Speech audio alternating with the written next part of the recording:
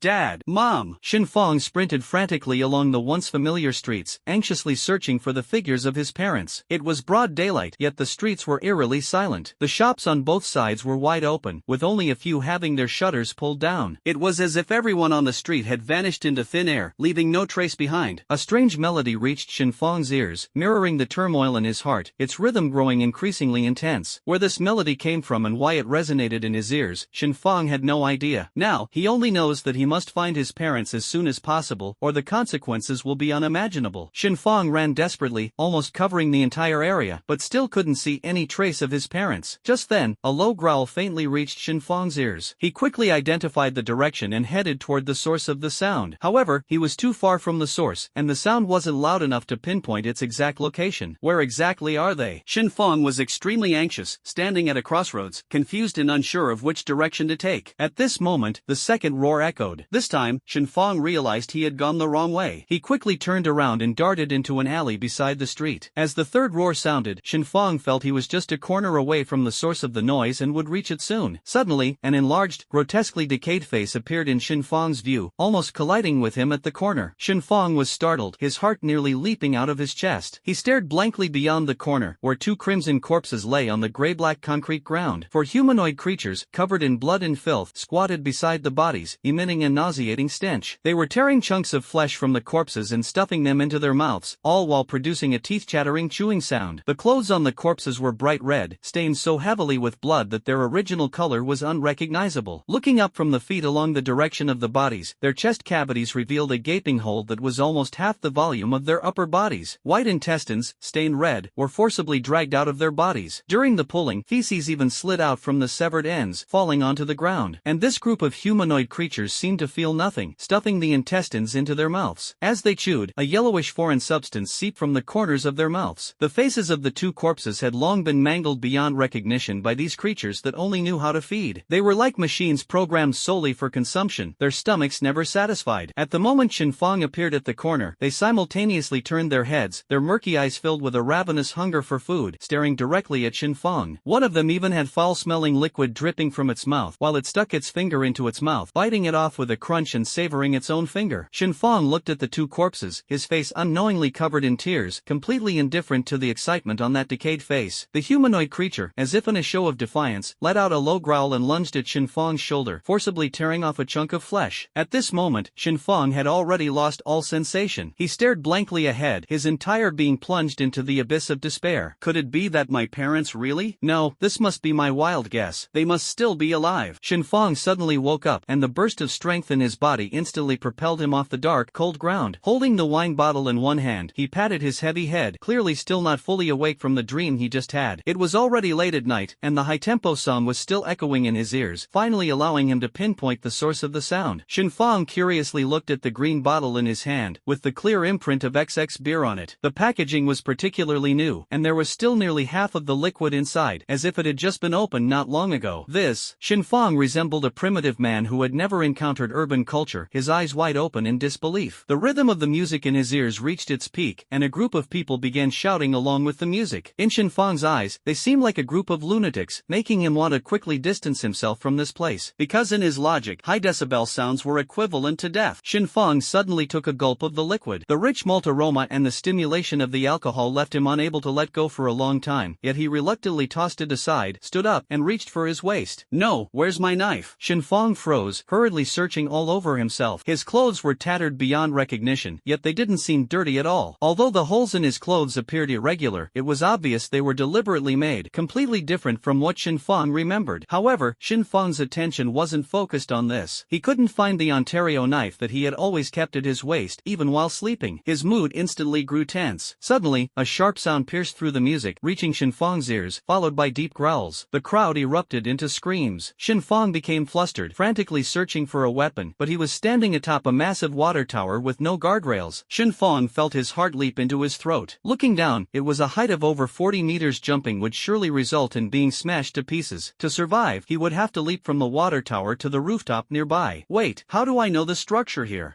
Isn't this the rooftop of the school's tallest library? Shinfang froze again. How did he end up here? Before lying down, he was clearly still in a relatively intact car. What is going on? Just as he was steeped in confusion, a hand, red and flesh-colored, gripped the edge of the water tower. It seemed to be trying to climb up, followed by a second hand, then a third. Shinfang's mood grew heavier again. What should he do? Could it be that he would die before even finding his parents? He couldn't accept it. Shinfang made a snap decision, immediately pulling off the belt from his waist to use as a weapon. He walked to the center of the water tower, ready to face whatever was coming at any moment. Roar! Familiar roars echoed in Shinfang's ears, instantly putting him on high alert. When the owners of those hands climbed up, they were not much different from what Shinfang had imagined. Their faces were covered in blood and formed by rotting connective tissue, a sight so disgusting it made one nauseous. Yet, it also evoked an unsettling sense of unreal danger. 3 in total. Shinfang mobilized all his potential to the maximum, made a snap decision, and quickly lunged at the one on the far edge. He swiftly looped the belt in his hand around its neck and tightened it forcefully. Instantly, the other two zombies froze for a moment, then collectively erupted, rushing toward him at high speed and desperately pulling at him. One of the zombies hurriedly tore off its face, revealing a visage full of vitality. It was a human face. Shinfang, are you crazy? Let go of Lin Hao, or you're going to strangle him to death. Zi Qing, you're still alive. Hurry over here, the two of us together can definitely take down these two. Before Shinfang could finish his sentence, the other two zombies also tore off their faces. Seeing those two familiar faces, Shinfang's expression quickly shifted from joy to utter disbelief. In an instant, an almost impossible thought flashed through Shinfang's mind. The strength in his hands unconsciously loosened, and he suddenly pinched himself. Staring blankly at the three people, he asked as if he had traveled through time. Brothers, what's the date today? Damn it, Shinfang, what's wrong with you today? Didn't we agree to have a zombie party? How did you suddenly end up like this, and you almost strangled me with that belt? The zombie in front of Shinfang quickly took advantage of his loosened grip to escape. He yanked the belt off his neck, took a few heavy breaths, his entire face twisted in frustration, and cursed angrily. Zombie party? When Shinfang heard these 4 words, his eyes instantly widened like spheres. Without explaining to the 3 people, he hurriedly rushed in front of them and rummaged around, eventually finding a phone. The time displayed on the phone screen made Shinfang's heart tighten abruptly. He remained silent for a long time before finally moving again. His slender and nimble fingers were now clumsily tapping on the screen, dialing that number buried deep in his memory. Sure enough, the continuous beeping sound, lasting over 10 rings, echoed in Shinfang's ears, causing his heart and the hearts of the 3 people around him to hang in suspense. The 3 of them just stared blankly at Shinfang, completely clueless about what was going on with him. However, in their impression, Shinfang had never shown such an expression or demeanor before. Something big must have happened. The same thoughts simultaneously emerged in the minds of the 3 people, and the series of events that followed confirmed their suspicions. Sorry, the number you dialed is not answering. Please. A sweet female voice came through the receiver, but at this moment, it sounded as terrifying as a death knell to Shinfang. A fine layer of sweat broke out on Shinfang's forehead. He quickly dialed another number, but again, no one answered. In an instant, Shinfang felt as if the entire world was about to collapse, frantically dialing those 2 numbers. Meanwhile, the 3 people beside him were utterly baffled. Taking advantage of this moment, the zombie who had been injured by Shinfang earlier, Lin Hao, hurriedly jumped off the water tower and brought half a case of Budweiser up from the rooftop. Fortunately, at the same time, the sound coming from the other end of the phone was no longer the monotonous beeping tone. Instead, a somewhat weathered voice rang out. He answered with a hello, but strangely, his voice was mixed with nervous panting, as if he were evading someone's pursuit. Shinfang immediately tensed up and sprang to his feet. Dad, what's wrong? Afong? The voice on the other end of the phone suddenly became excited, but before the person could finish speaking, the phone was snatched away by someone else. Son, listen to your mom. Quickly cancel your ticket to come home the day after tomorrow. Whatever you do, don't come back during this time. Something big has happened in our city. Shinfang's anxiety had already reached its peak. Just as he was about to say something, the phone was suddenly taken over by another person, cutting him off mid-sentence. And after hearing what his dad said, Shinfang's face was filled with disbelief. A fierce gust of wind suddenly swept through, making the tattered clothes on Shinfang's body flap loudly. His bangs were blown straight back, and the howling wind even made his eardrums ache slightly. Shinfang couldn't care less about anything else. His attention was entirely focused on the other end of the phone. Dad, what did you say? Zombies have appeared in our city. For a moment, the words that Shinfang should have been saying came out of his dad's mouth instead, leaving him somewhat stunned. Meanwhile, the 3 people beside him were even more confused, completely clueless about what was being said to Shinfang on the other end of the call. Shinfang moved the phone away from his ear. In his previous life, having lived in the apocalypse for nearly 5 years, he had long developed a calm and rapid problem-solving approach, even in such a highly tense situation. The phone screen lit up automatically. Shinfang confirmed the time on the phone and turned on the speaker function, urging the 3 of them to gather around quickly. Son, listen to me. Tonight, when your dad and I were out shopping on the street, we suddenly saw a very strange person rush out and bite a chunk of flesh off a woman. At first, your dad and I thought it was a movie being filmed, but as more and more of these people appeared, we realized something was wrong. We hid in the car, scared out of our wits. Later, the police came and killed all the zombies on the street, and only then did your dad and I return home. Before we left, they even sealed our mouths, forbidding us from spreading the news." The voice of his mom on the phone explained everything very clearly, but it left everyone shocked. In Shinfang's memory, the outbreak of the biohazard was supposed to occur exactly 7 hours and 43 minutes later, at 8 o'clock the next morning. But with more than 7 hours still to go, how could zombies have already appeared in Baiyang City? Could it be that the arrival of the biochemical crisis has been brought forward in this lifetime? Thinking of this, Shinfang felt a surge of intense anxiety in his heart. Completely ignoring the astonished looks from everyone, he quickly said, "Mom, Dad, actually, the reason I called was to tell you about this. You need to start preparing supplies right now. Dad, stay up all night and weld all the scrap iron in the warehouse onto the doors and windows. You must stay at home obediently and absolutely cannot go out. No matter who asks you to open the door, don't open it. You must wait for me to come back and get you." For a moment, everyone fell silent, including his parents on the other end of the phone. Suddenly, everyone felt an indescribable sensation about Shinfang, as if the current Shinfang was no longer himself, but someone else. "Ah Fang, you don't need to worry about your mom and me. On our way back, we already bought a lot of supplies to stock up at home. I'll go and take everything out from the storage now. It's just, hopefully, all our worries are unnecessary. Otherwise, what will this world become?" Dad said in a deep voice. Shinfang no longer had time to sigh. After quickly giving his parents a few more instructions, he hung up the phone. He hurriedly pulled the 3 people on the water tower down to the rooftop, quickly descended a floor via the stairs, and arrived at the slow-moving elevator in the stairwell. Whether the biohazard crisis had been brought forward was still unknown to Shinfang at this moment, but if it truly had been, the outbreak time remained uncertain, which meant Shinfang had no idea how much time he had left to prepare. If he failed to gather enough supplies during this period, then once the biohazard crisis erupted, Shinfang and his 3 roommates would find themselves in an extremely perilous situation. Yet at this critical moment, something seemed to have happened to the elevator below. The group waited for half a minute before it slowly ascended from the first floor, and its sluggish speed only made Shinfang more anxious. Shinfang took a deep breath several times, trying hard to calm himself down. Since his parents were already prepared in this lifetime, Shinfang didn't need to worry about their safety in the short term. At this moment, he must maintain a clear mind and make thorough plans to prevent any unexpected incidents. At this time, the playful expressions Lin Hao and the other 2 had while dancing wildly in the pool were long gone. Their faces were now composed. They trusted Shinfang because, over the past 3 years, he had always been the backbone of their dormitory. No matter what happened, he could come up with reasonable solutions. Besides, this zombie situation was far more serious than the zombie dance party they were having earlier. These were real creatures that could eat people. They also firmly believed that Shinfang would never conspire with his parents to deceive them. After all, what benefit would there be in tricking them over something like this? The elevator had slowly ascended to the top floor, which was the floor where Shinfang and the other 3 were located. Accompanied by the elevator's chime and the creaking sound of the door opening, the somewhat aged elevator doors slowly opened, and a group of well-formed zombies rushed out, almost scaring Lin Hao and the other 2 half to death. "Go!" Shinfang shouted, snapping the 3 out of their daze, and directly stepped into the elevator. The 3 still had a visibly shaken look on their faces, especially Lin Hao, who had been mistakenly choked by Shinfang earlier. His hands trembled uncontrollably as he stared blankly at the elevator floor, muttering softly, "Shinfang, is the end of the world really coming?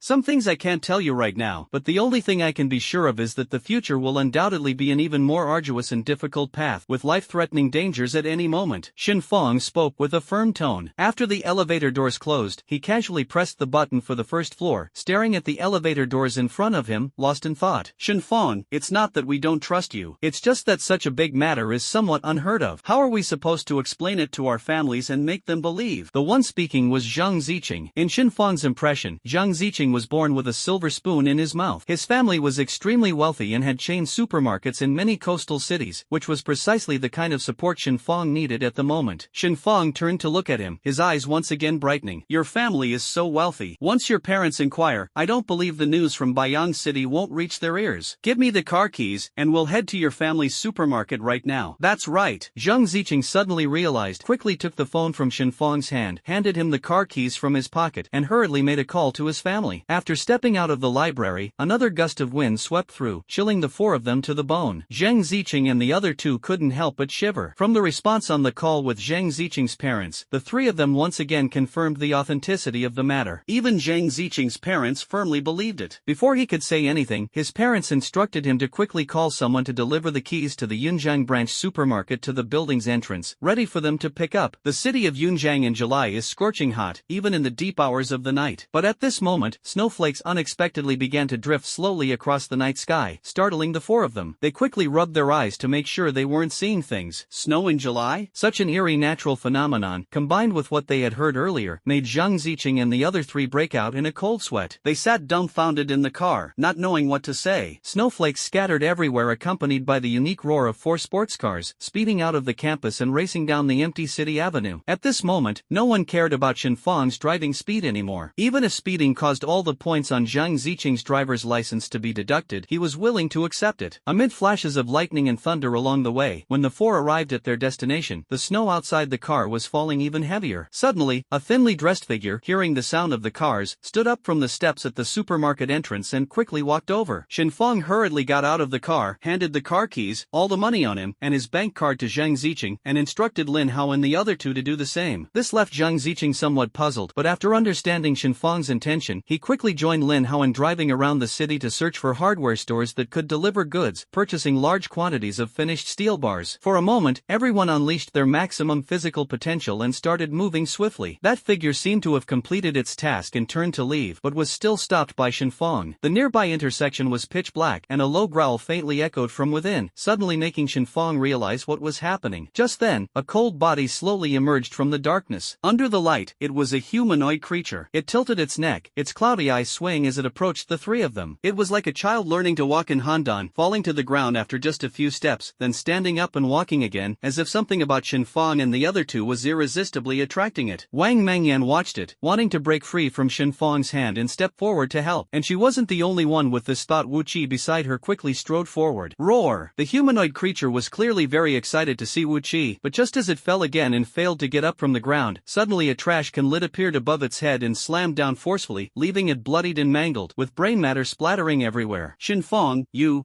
killed someone? Wu Qi, with brain matter splattered on his face, turned pale with fear, struggling to speak coherently. Are you looking to die? Look at what it is. Does it still look human to you? Xinfang tore open its clothes, revealing the blackened and stiff skin underneath. But what shocked Wu Qi the most wasn't that it was its stomach. White snowflakes drifted slowly in the sky. Under the intense visual impact, Wang Mengyan could no longer call out but sat dumbfounded on the ground, her first instinct being to escape this dangerous place. However, at this moment, her body seemed completely unresponsive, lacking even the strength to stand up. Caw caw. A black figure quietly appeared behind Wang Mengyan, silent and with footsteps so faint they were barely audible. It seemed as though it was preparing to scare her, leaving her utterly unguarded. At the same time, Wu Qi, overwhelmed by intense emotions, suddenly stepped back 2 paces and crashed into the sports car with a bang, his hands pressed firmly against the car's metallic shell. What on earth is this? Wu Qi's eyes widened as he stared intently at the abdomen of the corpse. There lay an 8-legged insect, about the size of a palm, a creature he had never seen before. Its face was grotesque, with 8 sharp legs piercing into the flesh beneath. Its terrifying back was on full display to Wu Qi, resembling a visage that could only appear in horror movies. Although Wu Qi was no stranger to horror films, the moment he saw it, his heart couldn't help but jolt violently. This is a devil bug. Though it looks terrifying, it will be our key to survival in the future. Xinfang's slender fingers became remarkably nimble as he faced the creature. He reached out and lightly tapped a few spots on the devil bug's body. The creature immediately went limp, as if in shock, its 8 legs retracting, allowing Xinfang to easily pull it off. Wu Qi had no idea what Xinfang intended, but as he stared at the razor-sharp, sword-like legs, his face turned pale. Meanwhile, Xinfang quietly gazed at the devil bug in his hand, seemingly lost in thought. Recalling the previous life 3 years after the outbreak of the apocalypse, someone finally discovered that these bloodless, silent killer insects could actually enable human evolution. From then on, humanity's battle against the evolved zombies began a new chapter. However, this discovery came far too late, and coupled with the zombies' astonishing evolutionary abilities, the entire survivor population was still as weak as ants when faced with the massive hordes of zombies in the world. At one point, these terrifying devil insects even became the universal currency of humanity. A single low-grade, yellow-tier, 10th-level insect tail filled with the essence of devil insects could be exchanged for a house large enough to accommodate an entire family in the safe zone. The snow fell heavier and heavier. Yet, this was a scene that had never appeared in Xinfang's previous life. Fortunately, the zombies in this life were still the same as those in his memories, which meant that the experience in Xinfang's mind remained his greatest reliance in this lifetime. Knock, knock. The scene fell silent for a moment, and the faint sound of footsteps was infinitely amplified. Lu Fei turned her head blankly, only to see a horrifyingly terrifying face covered in blood, with a set of teeth seemingly still chewing chewing on something, the entire mouth stained crimson. Half of its fingers were already gone, and the sudden appearance of pale flesh between its teeth seemed to tell everyone that its fingers were currently in its mouth. Plop! When the zombie was less than 3 meters away from Lu Fei, it suddenly fell to the ground and then slowly began to crawl up. At that moment, a surge of strength erupted from Lu Fei's body, and she shouted at the top of her lungs while continuously retreating. "Help me!" Lu Fei looked at Shen Fong in terror, instinctively crying out for help. At this moment, the zombie that had fallen to the ground had climbed back up again. Its movements were extremely slow, but for the delicate flowers of modern civilization, such a scene was beyond anything they had ever encountered. Even though it posed little real threat and was nothing compared to the powerful zombies in Shen Fong's memories, in the eyes of these weak and ordinary people, it was the most terrifying existence in the world. Before Shen Fong's mind could issue any command, he had already moved instinctively upon hearing Lu Fei's scream. The trashcan lid, smeared with red and white brain matter, was once again grabbed by Shen Fong, unleashing devastating force. Another direct blow to the head. With a loud whooshing sound, the sturdy hardboard lid in the zombie's skull shattered into fragments, falling to the ground and mixing with blood and brain matter to form pools of nauseating filth. Seeing this scene, Lu Fei suddenly scrambled up from the ground, quickly stepped aside, and leaned against the wall, vomiting uncontrollably without regard for her image. Wu Qi, hearing the retching sounds, belatedly took 2 steps forward and leaned on a thick traffic signpost in front of him to throw up. As the two vomited, their minds went completely blank. Taking advantage of this moment, Shen Fong quickly lifted the clothes of the freshly killed zombie and grabbed the devil bug from its stomach. This devil bug was even more tenacious, squeaking as Shen Fong held it in his hand, making the two's hair stand on end. "Come here!" Shen Fong strode to the rolling shutter door at the supermarket entrance and shouted at the two, while stepping on the still-moving devil bug underfoot, causing its sharp legs to scrape against the white tiles with a teeth-gritting sound. He used a key to unlock the shutter door. There's no time to hesitate anymore. The rolling shutter made a loud noise in the quiet night, yet the two of them still seemed unresponsive. Even though they had already vomited everything in their stomachs, they were willing to keep standing there, dry heaving continuously. Shen Fong shouted again, "Do you want to die? Who knows how many zombies are around? Do you want to end up like them?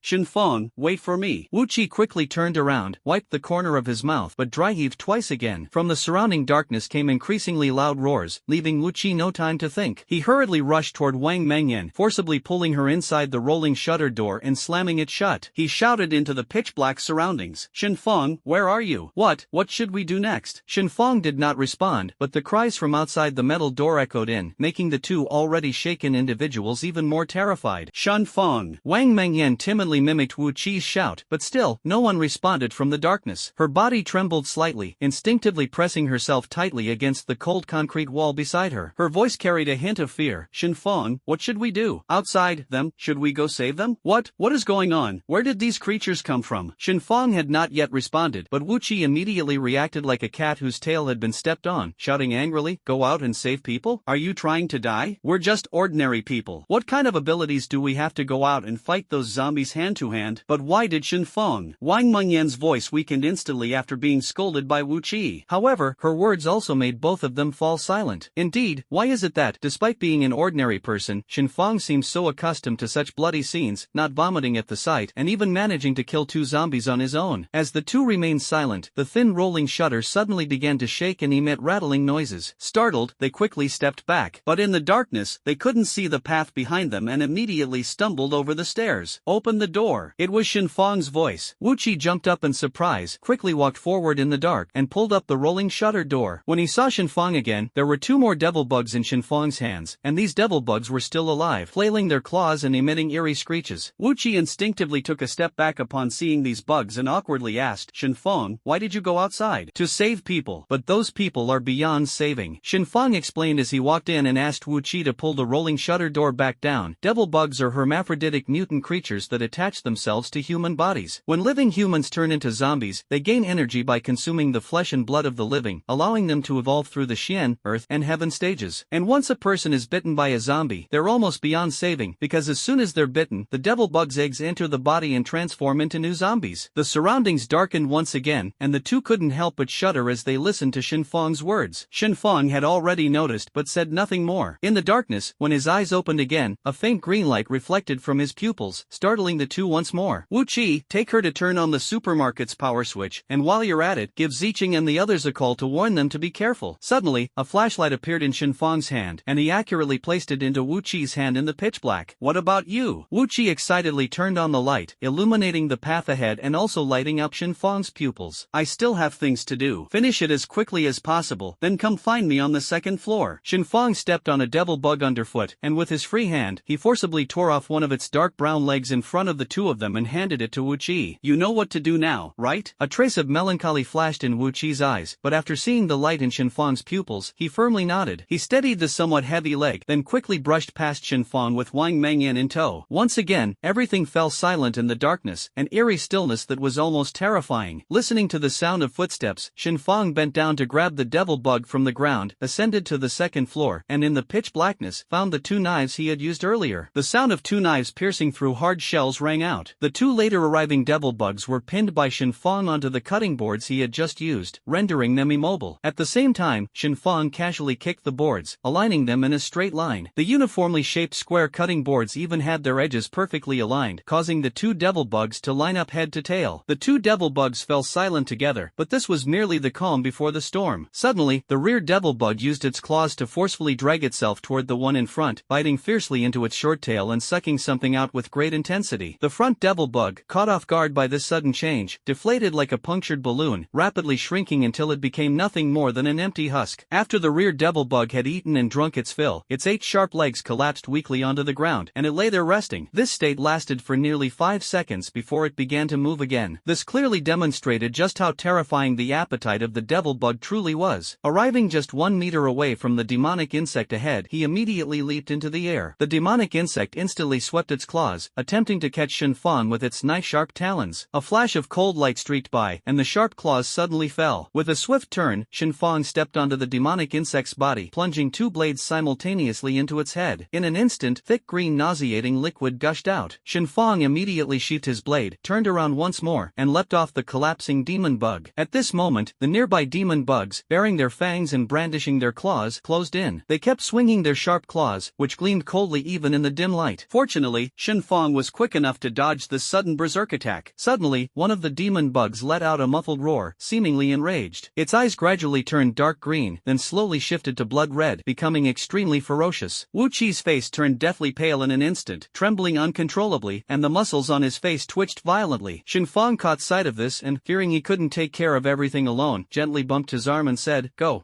as far as you can." Only then did Wu Qi react, staring blankly back at Shenfang. At that moment, a devil bug leapt over. Its jump reached as high as a 3-meter-tall building, and its 6 legs, somehow gathered under its abdomen, kept spinning continuously. It's like 6 blades suddenly forming a meat grinder. Seeing Wu Qi raise his head in astonishment, Shenfang only then noticed and immediately turned around. Spotting the claw-like blades, resembling a blender, about to strike his head, Shenfang hurriedly raised both hands, crossing 2 knives above his head. The 2 knife blades collided with the sharp claws, sparking above Shenfang's head and producing a cracking sound. As the 6 claws of the devil bug spun rapidly, a powerful force surged from the dagger. Just as Shenfang's gaze swept over the other 4 restless devil bugs on the ground, a piercing and unpleasant sound suddenly emanated from the dagger. Visible to the naked eye, a wisp of blue smoke rose from the dagger, as if it might be pierced through in the next moment. Wu Qi watched this scene, his facial expression constantly shifting, revealing a deep sense of fear. His body trembled in fright, and a sudden warmth spread beneath him. The dripping sound reached Shenfang's ears. Before Shenfang could react, Wu Qi's face turned red with embarrassment, feeling somewhat ashamed. Disgraceful, truly disgraceful, Wu Qi thought instinctively in his mind, and Shenfang felt the heat continuously generated in his abdomen after swallowing the devil worm's tail, with waves of warm energy spreading through his bloodstream to every corner of his body. This not only gradually strengthened Shenfang's power but also made him somewhat exhilarated. This was one of the effects of the devil worm's tail. It could make a person feel as if they had taken a stimulant while digesting its essence. Adrenaline surged rapidly, and Shenfang's reactions, agility, and strength were significantly enhanced. In a flash, the knife in Shenfang's other hand swiftly aimed at the gap in the devil worm's rotating shell and stabbed in. In Wu Qi's eyes, Shenfang at this moment was as miraculous as a master butcher dissecting an ox. With just a simple thrust of the knife tip, the shell on the devil worm's back and the 6 claws on its lower abdomen separated moments later, oozing thick yellowish fluid. With a plop, it fell to the ground, letting out squeaking sounds. Its claws twitched slightly but could no longer crawl. "Amazing!" Wu Qi exclaimed in admiration. Shenfang ignored it. As the devil bug cracked open by him fell to the ground, the remaining 4 devil bugs, glaring fiercely, seemed like soldiers receiving an order. Their claws tensed slightly, and they leaped like fleas, emitting a squeaking sound that was enough to unsettle anyone who heard it. At this moment, due to the massive surge of adrenaline, Shenfang's mind instinctively visualized the landing points of the 4 devil bugs. His expression direction changed rapidly, and he suddenly turned and delivered a fierce kick to the still-dazed Wu Qi. Shenfang's strength at this moment had increased by at least 20 to 30% compared to before. Instantly, Wu Qi flew out like a broken sack. Ignoring Wu Qi's pain-twisted expression, Shenfang turned his head with an extremely serious look. Without time to think, as if by reflex, his twin blades danced, producing a series of thuds. 3 devil bugs were struck and sent flying by Shenfang's knives. They landed on the ground with their shells shattered, oozing thick yellow fluid, but their movements were still unaffected. At this moment, Shenfang had already turned and stabbed a knife into the devil bug that had leaped from where Wu Qi had been standing and was now clinging to the wall like a cockroach. With his other hand, he slashed down fiercely. With a crack sound, this devil bug was sliced in half by Shenfang and fell to the ground. Abruptly turning his head, Shenfang glared viciously at the 3 remaining devil bugs, his eyes filled with a ferocious light. Before the 3 devil bugs could act, Shenfang had already stepped forward and charged at them. He kicked one devil bug flying, sidestepped to avoid another that leaped at him, and crossed his twin blades to block the trajectory of the 3rd devil bug's jump, forcing it to the ground. Then, Shenfang thrust his knife downward, piercing the shell of the devil bug. A large hole was punctured in the middle of its grotesque face. Before the devil bug, known for its tenacious vitality, could struggle, Shenfang flung it away with his knife. Without stopping, Shenfang pressed forward relentlessly. With a swift motion, he sliced the devil bug he had kicked earlier into 2. His body was now covered in the thick yellow fluid from the devil bugs, accompanied by a nauseating stench. He remained unfazed. A bit of stench was nothing. Staying alive was what truly mattered. Compared to survival, a bad smell was utterly insignificant. Reborn Shenfang had a thought flash through his mind. The corners of his mouth slightly tugged, and he actually laughed. When 2 paths cross, the brave will prevail. This saying was indeed true. Faced with 5 devil bugs, anyone else would have been bitten and turned into a zombie by now. Yet, he had killed 4 of them unscathed, and the remaining one was no longer a threat. As for the only devil bug still alive, a sense of fear arose in its tiny head. It had come to understand what fear meant. These devil bugs, though they look like ordinary insects on Earth just uglier, were actually capable of evolution and could already be considered intelligent beings. It's just that the intelligence of the primary devil bugs is like that of a child, with residual animal instincts, lacking rationality. Once they evolve, they can completely think like humans. The terror of these creatures is imaginable. Therefore, Shenfang had no intention of sparing the remaining devil bug. Even though the last devil bug actually retreated while emitting a squeak, squeak, squeak sound, clearly no longer intending to attack Shenfang. Not good. Moments later, as Wu Qi clutched his stomach with a pale face, Shenfang held the last devil bug in his hand. He then placed the bug's mouth onto the tails of the dead devil bugs one by one. When the 4 devil bugs had all their remaining essence absorbed and turned into empty husks, the devil bug in Shenfang's grasp surprisingly stopped all movement after eating its fill, as if it had fallen asleep, completely still. Witnessing this scene, a murderous glint flashed in Shenfang's eyes. The blade fell, severing the tail of the devil bug. Gripping the shell with his hand, he squeezed the liquid inside into his mouth. As waves of essence, even more potent than before, surged through Shenfang's body, he became increasingly exhilarated. It felt as though his limbs and bones were brimming with boundless strength. This was also due to his good fortune. After this devil bug absorbed the other 4, especially the initially berserk one, its body became saturated with energy and fell into an evolutionary slumber. Naturally, one could imagine how abundant the energy contained in this segment of the bug's tail was. As the essence was gradually absorbed by his body, Shenfang felt full of confidence about his survival moving forward. Taking a deep breath, Shenfang glanced at Wu Qi, who had recovered, and said with a smile, "Wu Qi, let's go." Speaking, Shenfang stepped forward a few steps to help Wu Qi up, his eyes not blinking, as if he hadn't noticed his wet pants. Wu Qi, supported by Shenfang, couldn't understand why he felt that this classmate in front of him was incredibly unfamiliar. How could this still be the Shenfang he knew? Calm, wise, decisive, and magnanimous. If it were the usual Shenfang, he would have already started joking. However, this thought only flashed through his mind briefly. Rebirth, although it's been written to death in online novels, is something no one could truly imagine happening around them. Even though zombies and bizarre demonic insects have already appeared, rebirth remains something that breaks the boundaries of people's thinking. Except for one person, and that is Shenfang, because he has indeed been reborn, and zombies and demonic insects followed shortly after. This proves that the memories in his mind are not some fleeting dream, but actual experiences of the future. With thoughts surging in his heart, Shenfang simply shook his head and said to Wu Qi behind him, "Wu Qi, let's go. By the way, where is Wang Mengyan?" Shenfang frowned and suddenly spoke. I'm here." At this moment, Wang Mengyan finally stepped out from behind a box, her body trembling slightly. Shenfang looked at Wang Mengyan's frightened expression and couldn't help but smile gently. "Don't be afraid. These bugs aren't actually that dangerous, and those zombies, whether in strength or agility, haven't haven't yet reached the level of a normal person. As long as you're brave, even an elementary school student with a stick can take down a zombie. Hearing Shinfang's bold words, Wu Qi and Wang Mengyan's expressions improved significantly, and they couldn't help but imagine themselves killing zombies in their minds. As she thought about it, Wang Mengyan's face turned slightly pale, clearly still unable to accept the idea of killing zombies. After all, they were once her kind. As for Wu Qi, perhaps because of what had just happened earlier, the fear seemed to have subsided a bit, and a trace of courage emerged in his heart, especially with Wang Mengyan standing beside him. No matter what, he couldn't afford to appear like a coward. Noticing the change in Wu Qi's expression, Shinfang smiled knowingly. It seemed that this old classmate of his wasn't entirely hopeless. Without a word, he grabbed a slightly rusty hollow water pipe from the side and handed it to him. Said, Wu Qi, take it, let's fight our way out together. Alright. Looking at Shinfang, Wu Qi nodded seriously. Then, let's go. Shinfang took a deep breath. By this time, the sound of zombies outside had long disappeared. He walked to the rolling shutter door, squatted down, and exerted force, and immediately the light from outside streamed in. The street was already deserted at this point, with only a few skeletons left on the ground. The murky-colored bones were covered in uneven bite marks, making one's ears tingle just looking at them. Upon seeing this, Wu Qi and Wang Mengyan both stopped in their tracks, while Shinfang had long grown accustomed to such sights in the apocalyptic memories. Not to mention a few skeletons, he had even witnessed scenes of living people being devoured by zombies, blood splattering everywhere, intestines and brains being fought over by zombies. Those were truly nauseating scenes. After that day, Shinfang vomited heavily once, and then he got used to it. In the apocalyptic future, survival was the most important thing. Fear was the cheapest emotion, not worth mentioning. Alright, stop looking. Let's go. Shinfang shook his head and walked toward the side of the street. If his memory served him correctly, there should be a shop selling handicrafts there, including a few sharpened swords. In his previous life, those swords had been taken by a group of thugs who acted arrogantly for a while, cutting zombies as easily as slicing vegetables. He had no idea how the shop owner ended up being eaten by zombies. Without thinking much about it, those events were already in the past. How the shop owner died was not something Shinfang cared about at this moment. Watching Shinfang's figure fade into the distance, Wu Qi took a deep breath, no longer looking at the bones on the ground, and followed in Shinfang's direction. Wang Mengyan also quickly turned around and walked closely behind. For a moment, the atmosphere grew somewhat silent. Quickly, he arrived at the entrance of the craft shop. The store, bearing the sign Valley Spirit Residence, had traces of blood on the floor and was completely empty. Shinfang's gaze swept across the room and was immediately drawn to several long swords protected by tempered glass at the very back. It's you! Shinfang pushed the door open and walked inside, accidentally kicking a bone underfoot. The bone was sent rolling into the darkness beneath the counter. Wu Qi, who was walking behind Shinfang, naturally noticed the object Shinfang had inadvertently kicked. He gasped inwardly and muttered to himself, human bone. The whole person became much more alert, scanning the surroundings as if a zombie were hiding in some corner. Human bones? What human bones? Wang Mengyan, who hadn't seen the scene just now, said somewhat confusedly. Seeing the two of them retreating, Shinfang didn't know exactly what to say. However, he did know that they must now get hold of a suitable weapon. Only then would they have a chance to continue fighting these zombies. Otherwise, in a little while, if these zombies rush over, they won't know what to do. That's right, it's human bones. Shinfang looked at Wang Mengyan and said, but Wang Mengyan was already so scared that she had fainted and couldn't react at all. So Shinfang said to them, if you two still want to stay alive, then come with me into this craft shop. I believe there must be something inside that we need. So, think carefully and decide whether to enter this craft shop with me or wait for me outside. The two of them didn't say anything further, because if they continued talking, it would only anger Shinfang. And if the two of them distanced themselves from Shinfang, they wouldn't be able to effectively fight these zombies. So, they had no choice but to follow Shinfang and enter the craft shop together. But along the way, they walked very slowly because Wu Qi was terrified of the human bones, afraid that stepping on one would cause him to have nightmares for several days. Wang Mengyan shared the same fear as Wu Qi. The two of them were very timid, but Shinfang strode forward alone, as if the human bones meant nothing to him. This made the two of them extremely anxious. They desperately wanted to keep up with Shinfang's pace, but he walked so quickly that Wang Mengyan and Wu Qi had no choice but to step on the human bones nearby to move forward. As Shinfang walked, he turned his head and said to them, hurry up. If you keep lingering, I won't wait for you two anymore. You need to think carefully and decide whether to keep up with my pace or stay behind staring at these pale human bones. After hearing Shinfang's words, the two of them dared not say anything more, as they knew what their fate would be if Shinfang left them here. So, they quickly followed Shinfang's steps and headed toward the craft shop. Having barely escaped, Wu Qi felt an immense sense of excitement. At the same time, he was deeply relieved to still be alive and to have made it out of that world. Fortunately, with Shinfang's help and Shinfang's incredibly bold character, he was able to break free from those zombies and survive. Shinfang now also felt utterly exhausted, as during the fight with those zombies earlier, he hadn't hadn't anticipated that they would be far more formidable than he had imagined. This had drained much of his energy. Now she no longer has the ability to keep running, so he must find a suitable place where he can locate the artifact, because if they continue moving forward, they might encounter these hateful things again. Therefore, he must make thorough preparations and ensure that he won't be clueless about what to do when facing similar situations in the future. Shinfang looked at Wu Qi and said, "Wu Qi, let's go check out that place. I believe the craft shop should have what we need." After hearing this, Wu Qi didn't know how to respond, as he would never take the initiative to offer any suggestions in such situations. At the same time, he also didn't know what to do, so he and Wang Mengyan nodded. After all, whatever Shinfang said now, the two of them could only comply. So the three of them went together to this craft shop, a place they had never been to before. Meanwhile, Wu Qi and Wang Mengyan also felt very puzzled. After all, it was just a craft shop. What could possibly have a good effect here? However, the two of them didn't voice their questions, because they knew that if they brought this up with Shinfang now, it might make them seem a bit foolish, so they chose not to ask further. And when they arrived at this place called Gushinju, the scene was truly something they had never encountered before, which involuntarily caused Wu Qi and Wang Mengyan to take 2 steps back. This bloody scene was the first time they had ever seen such a thing. However, when Shinfang saw these corpses, he did not feel much emotion, because he knew that such occurrences were the most common for him, and he seemed to no longer have much sentiment about the deaths of these people. Wu Qi looked at these corpses, almost scared to the point of wetting himself, as he had truly never experienced anything like this before. Moreover, he was naturally timid, and the fact that he had managed to escape alive from there earlier was already pushing his limits. So he said to Shinfang, "Shinfang, what should I do? I'm really very scared, and I don't dare to go in again. Why don't you two go in instead, and I'll just stay outside by myself?" Seeing Wu Qi's timid appearance, Shinfang couldn't help but laugh. He said to Wu Qi, "If the two of us go in and leave you here alone, you'll feel even more scared outside. So you'd better come in with us. Besides, even Meng Yan, a girl, isn't afraid. What are you afraid of?" So, Wu Qi didn't say anything more, because he knew that Shinfang's words made a lot of sense. If he stayed here alone, he might feel even more scared. So they followed Shinfang into this craft shop, intending to pick out some suitable items that could be used in their future battles against those hateful zombies. Otherwise, relying solely on their bare hands, it would be impossible to defeat these zombies. Even though they had managed to do so earlier, as time went on, their stamina would inevitably dwindle, making it increasingly difficult for them to escape from here. Shinfang carefully observed the shelves and discovered something: he needed a sword. Although it was just a craft item, its power was still quite formidable and would likely inflict damage on those zombies. This was his ultimate goal and the reason he risked his life to come to this craft shop, to select weapons that could be used to fight those zombies. So, Shinfang said to them, "Wu Qi, Meng Yan, one of you go over there and grab a sword. Do you see it? It's the one on the shelf. I believe that once we have this sword, we'll be able to defeat those hateful things or find a way out of here. Time is running out now." Upon hearing this, Wu Qi and Wang Mengyan ran toward the shelf because they truly didn't know what else to do. At the same time, they were very aware that they had to immediately reach the shelf and retrieve the sword to possibly increase their chances of survival and escape. When they got hold of the sword, everyone was satisfied because they hadn't expected it to be so easy to get their hands on it. This also greatly boosted the confidence of the three of them in their inevitable victory. With the help of this sword, they would undoubtedly be more agile in the challenges ahead and could rely on their own strength to defeat these zombies. But after they picked up the sword, suddenly, Shinfang felt somewhat unwell. It seemed his adrenaline was overproduced, leaving him physically exhausted and completely unable to keep running. However, if they stayed here, those hateful things would surely come after them, and they had no idea what to do. Seeing Shinfang in such discomfort, Wu Qi and Wang Mengyan had no idea what was happening, nor did they know what to do. So, Wu Qi looked at Shinfang, who had collapsed on the ground, and said, "Shinfang, what's wrong? Are you feeling very uncomfortable right now?" They were both very worried about Shinfang's physical condition. If this continued, they wouldn't be able to escape smoothly and might soon encounter the zombies they feared so much. Shinfang shook his head and said to Wu Qi, "Meng Yan, you two should quickly take me to the stairwell nearby. I think I might be experiencing excessive adrenaline secretion, which has left me physically exhausted, so I can't continue running with you anymore. But you two can go ahead and leave me behind. Don't worry about me anymore." However, how could Wu Qi and Wang Mengyan possibly do that? After all, it was because of Shinfang that they had managed to escape alive from there earlier. So Wu Qi and Wang Mengyan, without saying a word, carried Shinfang and ran toward the hallway. They had to reach the hallway as quickly as possible, as it was the only relatively safe place. If they stayed here, they would likely lose their chance to escape, and all of them would be doomed. Wu Qi and Wang Mengyan would also be overwhelmed by the zombies. Without Shinfang, the two of them had no hope of making it out alive, so they didn't say anything further. As they were fleeing, Shinfang suddenly realized that the zombies behind them were already chasing them, so he had to ensure the safety of Wu Qi and Wang Mengyan's lives. Although Shinfang was now physically exhausted and suffering from the aftereffects of excessive adrenaline stimulation, he he had to do everything in his power to protect Wang Mengyan and Wu Qi's lives. Otherwise, he wouldn't even be able to forgive himself. Shenfang kept running while covering the rear, as the zombies were chasing them at an alarming speed, always close behind and never letting up. This situation left them extremely anxious. If things continued to develop in this direction, they truly had no idea how to make the zombies stay far away and stop pursuing them. These zombies were so disgusting that even Shenfang found it hard to bear. Shenfang kept walking quickly forward, thinking that in a little while he should be able to escape these zombies. However, he found that whenever they sped up, these zombies seemed to follow closely behind, immediately chasing after him. This left Shenfang unsure of how to fight these zombies, especially since he was now physically exhausted. As for Wang Mengyan and Wu Qi, when they saw these zombies, they were terrified out of their wits. They hadn't expected these zombies to catch up so quickly. However, they each held a sword in their hands. According to Shenfang, these 3 swords were meant to protect their lives. So now, they all drew their swords, ready to fight these zombies. While running away, Shenfang said to the 2 of them, Wu Qi, you and Wang Mengyan should leave quickly now. I believe I can handle these zombies on my own. Besides, you've seen them, and looking back will only give you nightmares. So, you 2 go ahead and don't worry about me. I can manage on my own. Shenfang didn't want to see them constantly displaying their cowardice anymore. However, Wu Qi and Wang Mengyan were unwilling to leave Shenfang behind, as they were well aware that it was Shenfang who had single-handedly defeated those zombies earlier, allowing them to escape. Wu Qi then said to Shenfang, Shenfang, call me a coward, but I will never abandon you. The 3 of us will fight together. I refuse to believe these zombies are that formidable. After hearing this, Shenfang felt deeply moved. At this moment, Wang Mengyan also looked at Shenfang and said, exactly, Shenfang, the 2 of us will never abandon you. The 3 of us will take the swords in our hands and defeat these zombies together. I believe they will definitely become our prisoners. So the 3 of them started running quickly while simultaneously dealing with the zombies and their attacks. Originally, they intended to head toward the stairwell, as they would be relatively safe once they reached it. However, unexpectedly, due to their nervousness and fear during the escape, they accidentally ended up on the balcony instead. This left Shenfang at a loss for what to do. However, if the zombies caught up with them now, anyone caught by the zombies would be infected. Everyone knew that the zombie infection was extremely severe, and it was highly likely that they would end up just like these zombies, their bodies covered in disgusting things. This was definitely not something they wanted to see. So Shenfang said to Wang Mengyan, Mengyan, hide behind me. If these zombies come over and catch you, you'll get infected. If you get infected, I believe you'll turn into the thing you hate the most. After hearing this, Wang Mengyan didn't say much more. She was extremely afraid of these zombies, so she quickly hid behind Shenfang. As for Wu Qi, being a man, Shenfang naturally hoped Wu Qi would fight alongside him. So Shenfang said to Wu Qi, follow my instructions later. Do whatever I tell you to do. Otherwise, if these zombies rush over, I won't know what to do. I hope you think it through carefully. Do you understand? Wu Qi quickly nodded. He knew that at this point he had to follow Shenfang's advice. Otherwise, it was very likely that he would be caught by these zombies. He was also very afraid of being infected by them, so he didn't say anything more and decided to follow Shenfang's orders. After a while, Shenfang saw that the zombies were getting closer to him, so he casually pulled a wooden plank from the side and placed it across to the opposite balcony. Only in this way would they have a chance to escape the pursuit of the zombies. As long as they threw the wooden plank away after crossing the balcony, the zombies would have nowhere to go, and they could successfully escape without being caught by the zombies. This was the most genuine thought in the hearts of Shenfang and the others. When he placed the wooden plank on the balcony, he said to Wu Qi, you go across first. In a while, Meng Yan and I will come over to find you. You know this is the only passage we have for now. If you don't go across, I can't guarantee what will happen later. Although Shenfang said these words to Wu Qi was very clear in his heart that this was their only path for now, but he lacked the courage and remained hesitant. Even after Shenfang told him several times, Wu Qi remained indifferent because he felt that the wooden plank might not support his weight. He was afraid that during the crossing, he might fall below, which would cost him his life. Seeing Wu Qi's timid behavior really made Shenfang furious, but the zombies were approaching him, so he didn't know what to do at the moment. He quickly moved forward, using the sword in his hand to fend off the zombies. Then he immediately turned around, intending to pull Wang Mengyan to cross the single plank bridge first. He wanted Wu Qi to see that the two of them walking on it together was fine, so how could there be all sorts of problems when he crossed it alone? Watching Wang Mengyan and Shenfang walk across the single plank bridge without any issues, Wu Qi decided not to worry anymore. He realized that if he stayed behind alone, he wouldn't know what to do if the zombies caught up to him. So Wu Qi didn't say much more and followed Shenfang and Wang Mengyan's steps, walking across the single plank bridge towards the 30-story high building. However, something Wu Qi hadn't expected happened. As he closely followed Wang Mengyan and Shenfang on the single plank bridge, zombies were already chasing them from behind, leaving Wu Qi with nowhere to escape. He deeply regretted not taking the lead to walk across the single plank bridge earlier, otherwise he wouldn't have ended up in this situation. But Wu Qi had no time to react to these events as the winged bat beasts attacked him. The so-called winged bat beasts are bats that have been infected and mutated, making them extremely terrifying. Once Wu Qi is infected by these pests, he could face life-threatening danger. Meanwhile, Shen Fang and Wang Mengyan had already crossed to the other side, completely unaware of what Wu Qi was encountering behind them. In their minds, they assumed Wu Qi, seeing them walking ahead, would naturally consider catching up with their pace. However, they had no idea that Wu Qi was already under attack by the winged bat beasts. Wu Qi wanted to move quickly, but he found himself unable to do so because the winged bat beasts were already attacking him. He couldn't even muster the thought of moving forward as the winged bat beasts began attacking his head, leaving Wu Qi deeply regretful. Why hadn't he followed Shen Fang and Wang Mengyan quickly to the other side earlier? He then shouted loudly, hoping Shen Fang and Wang Mengyan would hear him and come back to save him. Only in this way can he possibly remain safe and no longer be attacked by others. Once infected by these winged bat beasts, he is very clear about what the outcome will be. Shen Fang and Wang Mengyan had already reached the opposite side. They thought they were in a safe place, and as long as Wu Qi arrived shortly, the three of them could escape the pursuit of the zombies. But just as Shen Fang thought everything was fine, Wang Mengyan suddenly said to him, Shen Fang, did you hear what sounded like Wu Qi calling for help from behind? Initially, Shen Fang hadn't noticed it at all, but after Wang Mengyan mentioned it, he listened carefully. He then realized that it really seemed like Wu Qi was calling for help. This immediately made Shen Fang extremely anxious. In his heart, he already knew that Wu Qi must have encountered some misfortune, otherwise, he wouldn't be seeking their help at this moment. Wu Qi looked at Wang Mengyan and said, it's not good, Wu Qi. It must be those winged bat beasts attacking. Wang Mengyan looked at Shen Fang with a very anxious expression. Although she didn't quite understand what these winged bat beasts were, she was very clear in her heart that they must be creatures capable of causing harm to Wu Qi. So she didn't say much more and quickly followed Shen Fang's steps, heading back onto the single log bridge. The two of them had to return to the other side quickly, otherwise, Wu Qi would lose his vital signs soon, and that was something they absolutely did not want to see. On the way, Shen Fang and Wang Mengyan walked very quickly. The two of them stood on the single log bridge suspended in midair, ready to cross, when they suddenly noticed that the winged bat beasts seemed to have already defeated Wu Qi and were now heading toward them. They didn't know whether they should advance or retreat, but they had no other choice. The winged bat beasts were already flying toward them, and even if the two of them turned back now, it seemed impossible to escape this disaster. Wu Qi looked at Wang Mengyan and said, Mengyan, move behind me. When they come over later, try not to show your head. As long as you can avoid being infected by these illnesses, I believe you'll be able to leave here alive. Do you understand? Wang Mengyan wanted to say more, but she knew that no matter what she said now, it wouldn't make a difference. It was better to obediently listen to Shen Fang's words, so she didn't say anything further and quickly ran behind Shen Fang, hoping that the winged bat beasts would be swiftly defeated by Shen Fang. Only then could they safely return to their rightful place. In the blink of an eye, night had fallen. The weather was extremely cold, with piercing winds, yet the two of them stood on the suspended wooden bridge hanging in midair, battling the winged bat beasts. They didn't know whether they could achieve victory, but in order to save Wu Qi, they had to give it a try. When these winged bat beasts approached, even Shen Fang didn't know how to act, because he was very aware that if these creatures touched him, he might end up like Wu Qi, infected with insect eggs. So he tried his best to avoid these winged bat beasts, hoping that while they were together, they wouldn't come into contact with him. However, he found himself retreating, and these creatures followed him closely, which was truly terrifying, leaving him unsure of why he kept stepping back. Moreover, he had never experienced fighting on a single log bridge before, and he didn't know that if he was even slightly careless, he could fall below, which would truly leave him with no chance of survival. It really echoed the old saying, one misstep leads to a lifetime of regret. Thus, Shen Fang not only fought against these winged bat beasts on one side but also worked hard to adjust his balance on the other, hoping that he could stand firmly on the single log bridge later and avoid falling to the ground before defeating these creatures. But these winged bat beasts were not afraid. Even as they fell off the single plank bridge, they kept advancing toward Shen Fang, while Shen Fang used the sword he had just taken from the craft shop to continuously stab at the winged bat beasts. However, the vitality of these winged bat beasts seemed incredibly strong. Shen Fang stabbed them more than a dozen times, yet there was no reaction. This left Shen Fang unsure of what to do, but he refused to lose confidence. He believed that if he continued fighting, he would eventually achieve good results. So he continued his fierce battle with the winged bat beasts. After a bloody and intense fight, he finally defeated them. With unwavering determination, he lured the winged bat beasts closer, then quickly drew a sharp sword and slashed directly at their wings. He believed that as long as he cut off the wings of these winged bat beasts, they would no longer be able to survive in the air. The height of this 30-story building was not something they could endure. Once their wings were cut off, they would fall from the sky, and his goal would be achieved. After Shen Fang defeated these winged bat beasts, he quickly walked toward the opposite side. He had to check on Wu Qi to see what state she was in now. When Shen Fang approached, searched, he found Wu Qi struggling on the ground. It was clear that her body was covered in red rashes, evidently infected by these insect eggs. Shen Feng was also very aware of what would happen after being infected by these insect eggs. He had encountered such a situation before, so he knew that this was indeed a very difficult challenge for them. When Wu Qi saw Shen Feng and Wang Mengyan, he was also very surprised. He had originally thought that he would never see these two people again in his lifetime, but unexpectedly, he was able to see Shen Feng once more. At the same time, he also realized that he had already been infected with the insect eggs. Previously, he had only heard others mention it, but he knew that this virus was extremely dangerous and that he might lose his life because of it. So, he began to cry, hoping that Shen Feng could offer him some help. In fact, Shen Feng really wanted to help Wu Qi, but he didn't know what to do. If he were to touch Wu Qi now, there was a high chance he would also become infected, putting his own life in grave danger. So Shen Feng glanced at Wang Mengyan, who was about to help Wu Qi up, and said, "Take your hand back. If you touch Wu Qi now, there's a high chance you'll be infected with the insect eggs just like him, and then none of us will have a place to rest in peace." After Wang Mengyan listened, he no longer dared to touch Wu Qi, because he knew that Shen Feng was definitely not joking with him. However, looking at Wu Qi crying on the ground, they all felt deeply distressed. But Shen Feng just sighed, because she knew that none of them could help Wu Qi get through this ordeal. So Shen Feng said to Wang Mengyan, "You must not touch him, or you will regret it very much later." After hearing this, Wang Mengyan dared not say anything more and kept walking toward the back. However, what none of them expected was that they originally thought Shen Feng would help Wu Qi overcome this illness. But unexpectedly, after Shen Feng sighed, she heavily struck Wu Qi on the neck, knocking him unconscious, and then dragged Wang Mengyan toward the opposite side. Wang Mengyan had no idea Shen Feng would do such a thing, so he followed and said, "Shen Feng, what are you doing? He is our brother who has been through life and death with us. How could you leave him on the other side and then the two of us go searching for a chance to survive?" But at this point, Shen Feng couldn't explain anything to Wang Mengyan. He also knew that trying to rescue Wu Qi now was simply impossible, because anyone infected with the insect eggs was beyond saving. So he didn't say anything further and just led Wang Mengyan toward the single plank bridge. Even though Wang Mengyan was extremely unwilling, at this point, they had no other choice. It was impossible for them to stay here and accompany Wu Qi through life, aging, sickness, and death. That was simply not an option. After Shen Feng and Wang Mengyan crossed the single plank bridge, he quickly pulled the board away because he was afraid that the zombies might come after them later. As long as the single plank bridge was removed, they would enter a relatively safe environment. When the zombies come over later, they definitely won't know how to head in this direction, so they didn't think much about it. Shen Feng directly removed the wooden plank. At this point, Wang Mengyan finally understood clearly that it seemed Shen Feng truly had no intention of saving Wu Qi, because now, without the wooden plank, the two of them could no longer reach the other side smoothly, leaving Wu Qi permanently stranded on the opposite side. It was very likely that they would never see him again in this lifetime. When the two of them successfully reached the other side, although Wang Mengyan felt deeply upset inside, he was still somewhat relieved because he had managed to survive and reach the other side. After all, surviving in such an environment was no easy feat. Perhaps it was fear from what had just happened, or perhaps it was longing for Wu Qi, but Wang Mengyan squatted on the ground and began to cry. This left Shen Feng at a complete loss. In his entire life, what he feared most was someone crying in front of him, because he simply didn't know how to comfort people. Yet, he squatted down and said to Wang Mengyan, "I know you're very scared, because neither of us knows if we can make it out of here alive. But you have to hold on. Believe that since we've already gone through so many hardships, and you're still living well in this world, then in a little while, we'll surely be able to overcome all these difficulties. As long as we can get out of here, we'll have a great chance of survival. So please don't lose heart. Trust me, I'll definitely take you out of here." Wang Mengyan was truly terrified, because she didn't know what her future held. She didn't know if she would see the sun tomorrow, so she was very pessimistic, fearing that she might end up like Wu Qi. If he were to get infected with the virus, Shen Feng would leave him here, letting him die alone in agonizing torment. So he kept crying, hoping to numb his current pain through tears, but Shen Feng continuously comforted him, hoping Wang Mengyan could pull himself together. Only in this way could they possibly continue moving forward, and only in this way could they have a chance to reach the hopeful shore. Although Wang Mengyan kept crying, he was well aware in his heart that Shen Feng would never leave him here. Thus, under Shen Feng's constant comfort, Wang Mengyan eventually stopped his tears, knowing that the most important thing at the moment was to move toward a safe place. If he cried again now, when the zombies came later, the two of them would end up in trouble. So he said no more, pulled himself together, and hoped that later he could move forward with Shen Feng. Wang Mengyan raised her head and said to Shen Feng, "Shen Feng, I believe that later you will definitely be able to protect me. I also believe that the two of us will be able to get out of here quickly, so I won't overthink anymore. I believe that with our intelligence and wisdom, we will definitely be able to shake off those zombies." Seeing Wang Mengyan speak so confidently to Shen Feng